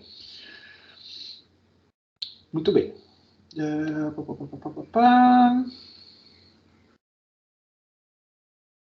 E o que é interessante a gente perceber é que a nossa equação de movimento, né, a nossa equação que eu acabei de mostrar para vocês, inclui tanto esses ômegas, né, o ômega zero, o ômega e o ômega d, eles aparecem, mas eles aparecem em termos totalmente diferentes. O ômega zero, por exemplo, ele aparece multiplicando x. Tá? O ômega d está dentro da parte do lado direito da equação, que não está multiplicando nada da posição. Tá? Então, isso vai fazer com que apareçam coisas bem distintas na hora que a gente for resolver a nossa equação. Tá? Muito bem.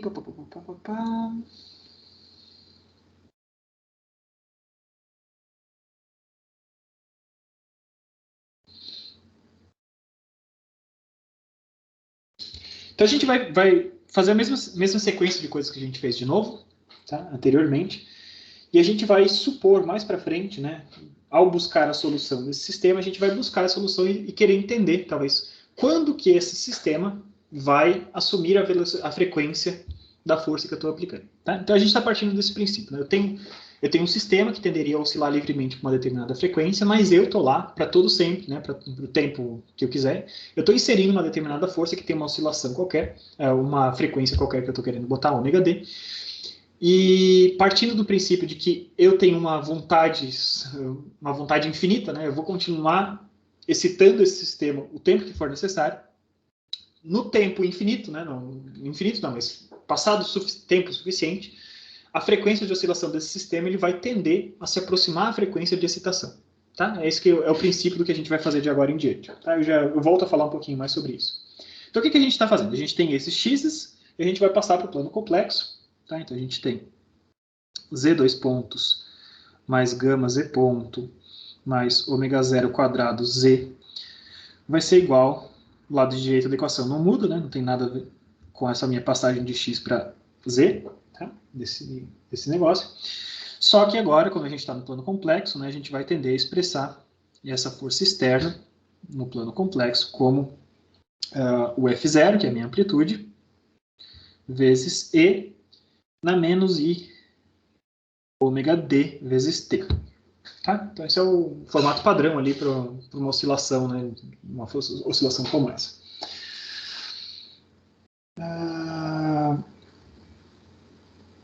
Muito bem, e por que isso aqui funciona? Né? Porque isso a gente percebe que a parte real dessa expressão desse camaradinho ali, a parte real desse camaradinho aqui, E menos I ômega D vezes T, isso aqui vai ser igual exatamente ao meu FT que eu tinha antes, tá? Que é F0 vezes cosseno de ômega D vezes T. Tá? Então, isso aqui é algo que a gente vai inserir aqui dentro. Tá bom? Então, seguindo adiante, o que a gente vai fazer agora? A gente tem que supor, né, para resolver essa minha equação diferencial aqui, a gente vai supor supondo que, eventualmente,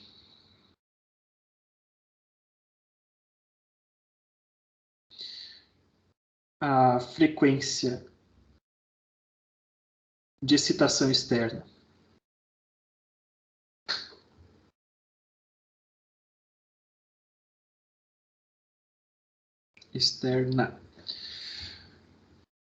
domine a resposta do sistema,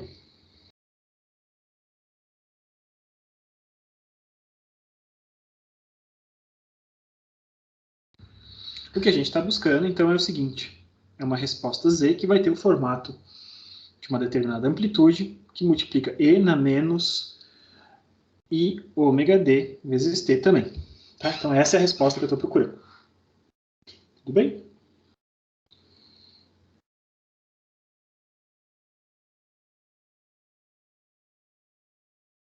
Então, a gente vai procurar isso. Vamos tentar, eventualmente, vamos tentar descobrir o que acontece se, no infinito, lá no limite, o sistema vai obedecer a minha frequência de oscilação, de excitação desse cara, a gente vai escrever esse camaradinho ali. E transpondo esse cara ali como um todo, né, a gente vai chegar na seguinte expressão. Primeiro, a gente vai chegar, então, se Z vai ser menos I ômega D vezes T, fazendo a derivada desse cara, né? A primeira derivada vai baixar o I ômega D vezes A vezes E, a segunda derivada vai baixar de novo I ômega D, então eu tenho I com I, ficou menos 1, só que eu baixei menos I duas vezes, né? Então ficou positivo, é isso? Se eu não me perdi ao longo do caminho. Isso. Não, ficou negativo, né? Tá certo. Quando eu baixo esse cara, ficou negativo. Então, eu trouxe esse cara para lá, e na hora de fazer isso aqui, a gente chega na seguinte conclusão. A minha equação ali, ela vai ter a seguinte forma. Ela vai ter menos ômega D ao quadrado, menos I gama ômega D, mais ômega zero ao quadrado, tudo isso que multiplica A vezes E na menos I ômega D vezes T, e isso aqui vai ser igual a minha amplitude F0 dividido por M, tá? Eu poderia simplesmente suprimir esse dividido por M e chamar... Vamos fazer isso aqui, tá? No lugar de eu fazer F0 dividido por M, estou fazendo essa definição, tá? Fzinho zero. Então, esse cara aqui vai ser um Fzinho zero vezes o E na menos I ômega D vezes T, que é o formato, né, desse camaradinho aqui, tá? Então eu corto esses dois caras aqui, e a gente tem, então, essa equação. Esse cara em parênteses, vezes a amplitude, é igual a forcinha externa, tá? E a gente chega, então, numa expressão para essa amplitude, que vai ser o Fzinho zero, dividido pelo ômega zero ao quadrado, menos I gama ômega D, menos ômega D ao quadrado. Então, a minha amplitude de oscilação está representada por essa expressão. E agora a gente vai dar uma olhadinha para essa expressão. Tá? A primeira coisa que a gente observa é que essa amplitude de oscilação ela está proporcional ao F0. Então isso faz sentido, né? A minha amplitude da oscilação, quanto maior for a força que eu estou inserindo, a magnitude e amplitude da força que eu estou inserindo, maior vai ser a minha amplitude de oscilação. Beleza, né? F0 está em cima, A está ali em cima. Beleza.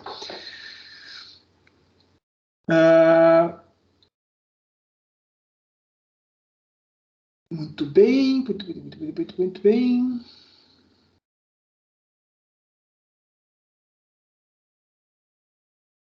Só que o que a gente observa é que a gente tem uma fração que tem um número complexo embaixo. Tá bom? Então, esse número complexo embaixo, na verdade, ele está nos mostrando que essa amplitude ela é proporcional à força, mas eu tenho um coeficiente complexo que multiplica ela.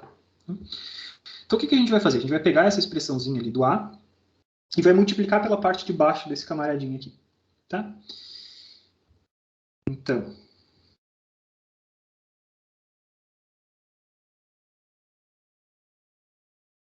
multiplicando pelo denominador.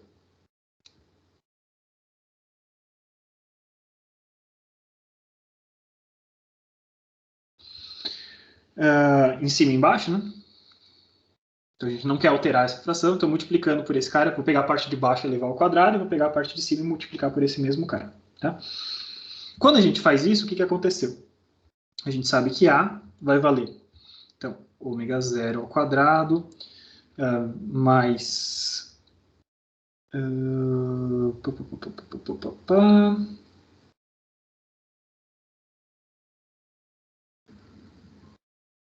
Tá, tudo bem?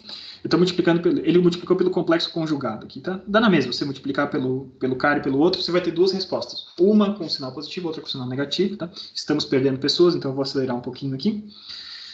Menos ômega d ao quadrado, que multiplica o F0 em cima, e na hora que eu multipliquei pelo complexo conjugado aqui embaixo, a gente vai ter, então, a seguinte expressão. A gente vai ter ômega 0 ao quadrado menos ômega d ao quadrado, tudo isso ao quadrado,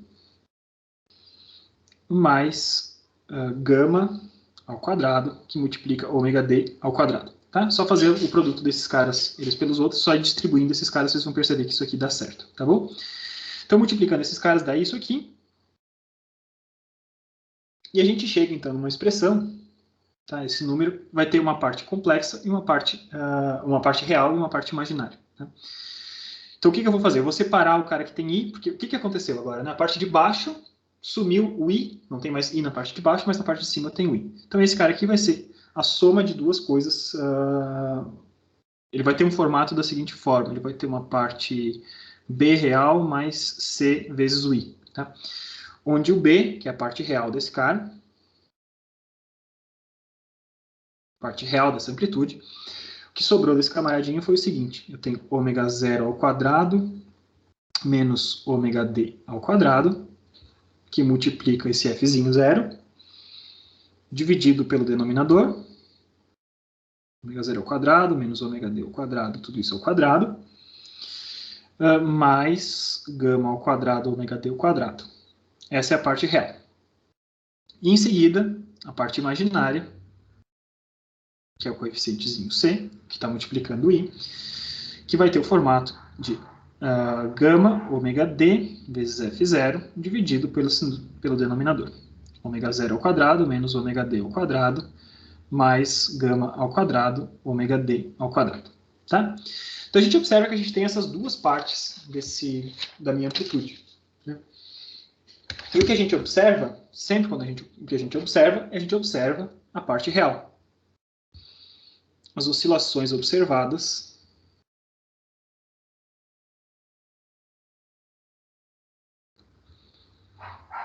são a parte real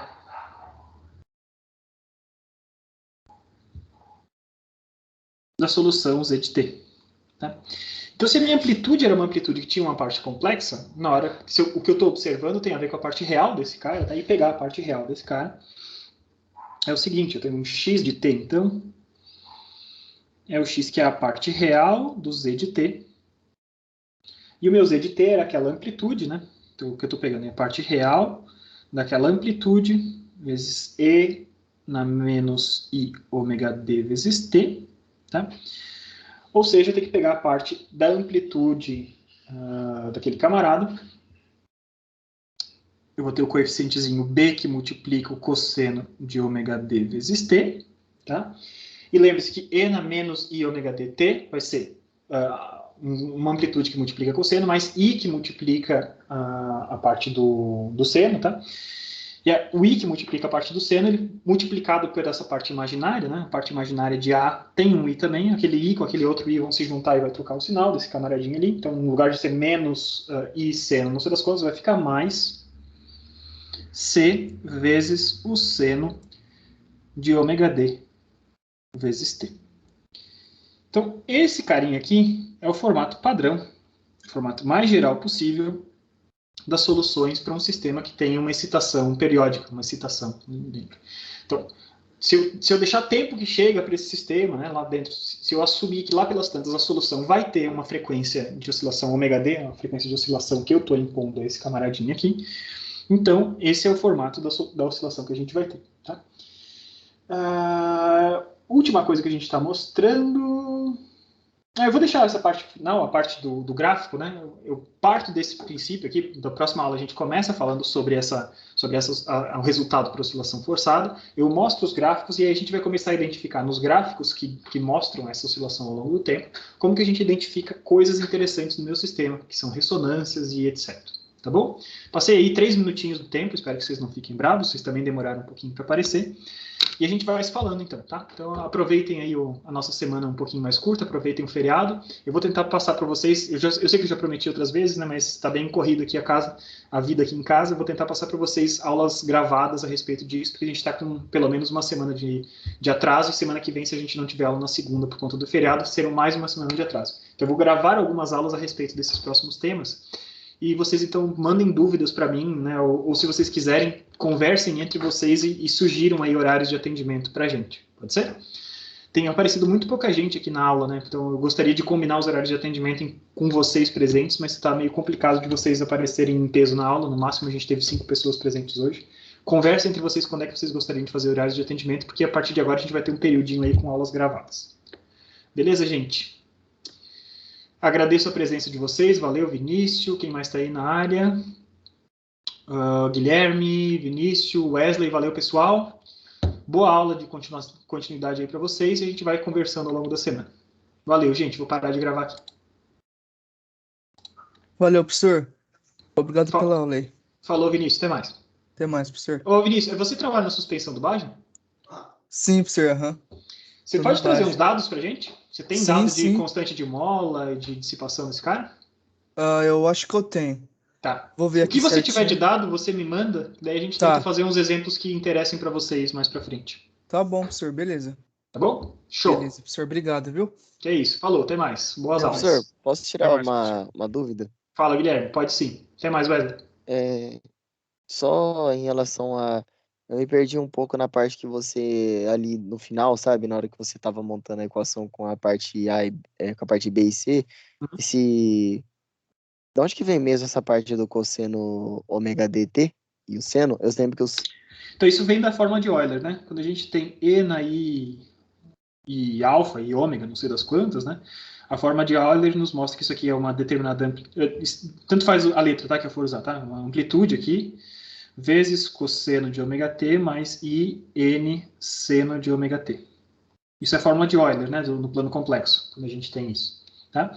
Então, quando a gente tem esse formato, se você desmembra e na i alguma coisa em uma parte real que multiplica cosseno e uma parte i que multiplica n vezes seno, Ao fazer isso, você aparece com essas duas partes que eu tenho aqui. Tá? Se eu tenho esses dois carinhas aqui, eu vou ter então a amplitude, vai ter uma parte real e uma parte imaginária. A solução z de t que a gente propôs também tem esse formato. Ó. A vezes e na i ômega d vezes t. Então, essa solução também é equivalente a eu escrever um determinado m cosseno de ômega dt mais i n seno de ômega dt. Tá? Então, tem essas duas partes, né? E essa amplitude A tem a ver uma parcela de m e uma parcela de n também.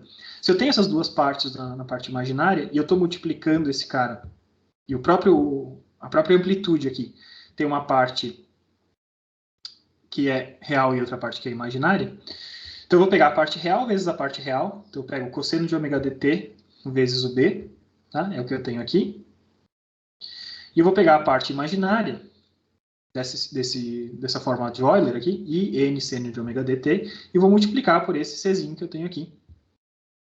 Os i's vão cancelar, né? O i, não é que eles vão cancelar, i vezes i vai dar o menos 1, a gente vai trocar simplesmente o sinal, aqui teria que ser menos, né? Se eu não fiz alguma besteira. Na hora que eu vou trocar esse sinal, vai aparecer, então, mais vezes esse outro carinha aqui. Tá? E esses dois caras serão reais.